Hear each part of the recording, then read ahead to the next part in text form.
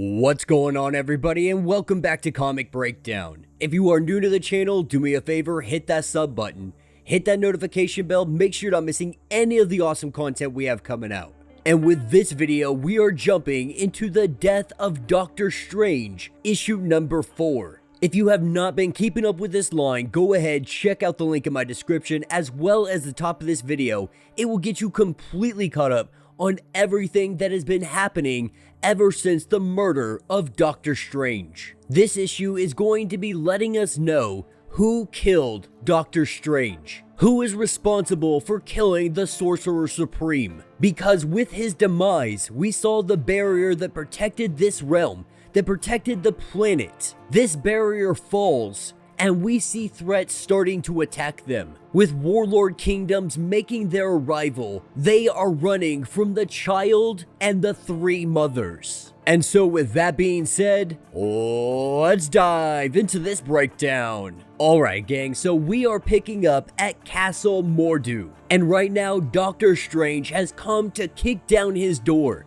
to make him answer for his murder. But the only thing about that is that he did not murder Doctor Strange. Coming out with the eye and the cloak, he lets Strange know that he is not the one responsible for his death. And shortly before his arrival, he discovered that these items had been hidden inside of his castle. And while he has done many atrocities over the years, he will not be blamed for a murder that he did not commit. Now, Doctor Strange, Clea, who is Sorcerer Supreme of the Purple Dimension, and Wong, with Wong believing that he's lying. But Mordu lets him know, would I really lie about this? If I were the one who killed Doctor Strange, do you think that I would try to pin it on someone else? Do you think I would hide all of this from everyone? That even if my life were at stake because of it, this is something that I would own up to. And after a little bit of contemplation,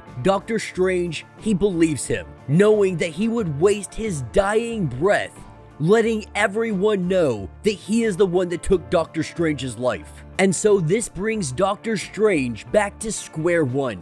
Taking us to the sanctum, they go here to try to figure out what is their next step. But also they are learning that the child has made its way to Earth, and it has already taken down one of the warlords. Taking down Dagoth, Doctor Strange is a little bit relieved because this could have very easily been them.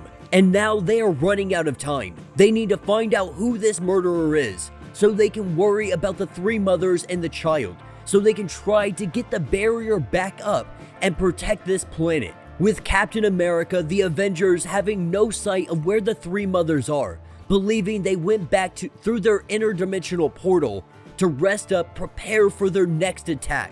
And at this point, Doctor Strange, he feels completely defeated. With Mordu being a dead end, he doesn't know where to go from here. And he really starts to have some self-doubt, believing that it was really dumb for him to try to place this temporal phantom, pull this timeline out, and have this week of himself. A week of himself that doesn't understand the people around him, doesn't understand this time, the relationships, the friendships that he has bonded over through these many years. Thinking to himself, how did he believe that this would ever work? And Clea gives him a little bit of advice, saying that she believes in him. And the reason that this is so vital, the reason they need this Doctor Strange from this specific time is because this is the Doctor Strange that believes he can fix anything. And right now, that is exactly what the world needs. And with all of the chaos that has been going on, he hasn't had really much time for bats. Our ghost hound just waiting to go on a walk. And so with everything being so chaotic right now, a walk is probably the best thing, not only for bats, but for Doctor Strange as well. And as they go on their walk, they really start to talk out their problems, to try to solve the issue and figure out what is going on. Because right now, it's a dead end. His investigation is leading nowhere. Everything pointed to Mordu. And because it was not him, he has to wonder, who was it? Is it somebody that wants to frame him? And if they're trying to frame him, what is the purpose of this? And Bats offers up some very wise advice, saying that maybe this was a two birds, one stone situation. taking out both of you at the same time. And so maybe the question you need to be asking is, who would want both of you taken off the board? To kill Doctor Strange out of some kind of revenge, but to make Mordo pay, living a life knowing that he never got to kill Doctor Strange, that was stolen from him, and then to pin it on him as if he did do it, showing that it has to be personal. And just like that, it clicks for Doctor Strange. He knows exactly who murdered him, but without telling us, he has to do some theatrics first, saying that they need to gather everyone together, and that is because he has a plan. And so divulging a little bit of this plan to us, we know that Wong is going to gather as many magicians as he can, and they're preparing some kind of spell that is going to stop the mothers and the child. Not only that, he is grabbing the Avengers and he is going to have them on standby. And it will be up to Clea to gather all of the warlords, being Sorcerer Supreme of the Dark Dimension. I believe I said purple dimension earlier, I was wrong on that, dark dimension. Her magic very easily matches any of the warlords. And to be honest, she kinda wants them to say no. That would just give her an excuse to go whoop some butt. And so taking us to Antarctica, the warlord known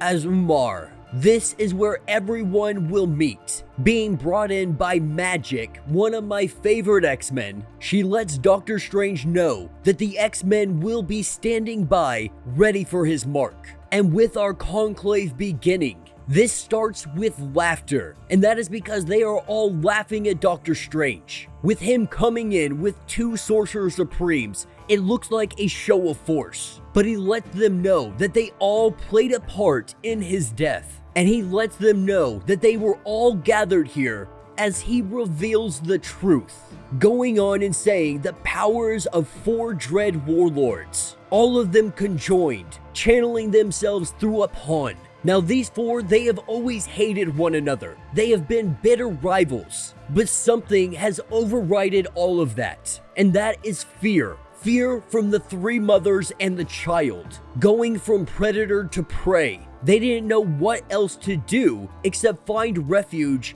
on Earth. This is the land of X-Men, Avengers, and those who would defend them. Now, of course, these warlords, they're not going to leave without their kingdoms. Their ego, their power, not wanting to give up any of it. They knew that they couldn't come here with their kingdoms if Doctor Strange was still around. If he was still alive, this would never be possible. And so the obvious answer is to kill Doctor Strange. Now, the barrier was really far from perfect. There could have been easily ways they found around it, but they were in a hurry. And so they found the perfect individual. What they did not anticipate is Doctor Strange coming back and being able to figure out that Mordo was wrongly accused, that this was an attempt to take both of them down at the same time.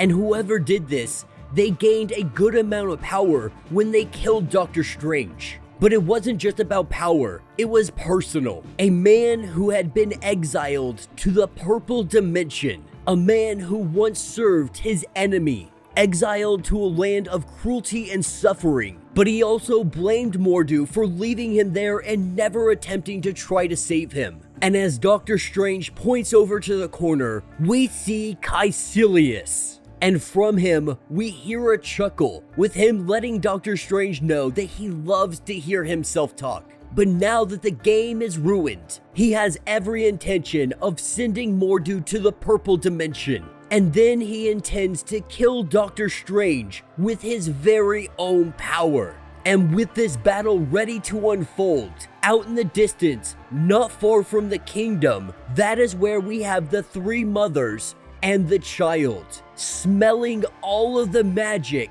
they are ready to devour everyone inside. And that will be the end of this issue. So let me know what you guys think down in the comments. You know, with this line, we have had quite a bit of tie-ins. We've really waited a long time to get to this point. And I do believe that this is a better issue than anything that we have seen so far. While I really did enjoy the White Fox tie-in, that would probably be my second favorite from this line. But for me, this one is probably the best of the line. Now we're gonna wait and see till issue number 5, and we can really debate on what was the best issue. But it was a lot of fun, and Doctor Strange playing at the theatrics, making a big spectacle of who this was. He obviously has something bigger at play here. Having the X-Men and the Avengers, magicians all on standby, it appears we may be looking at an all-out battle between the Three Mothers,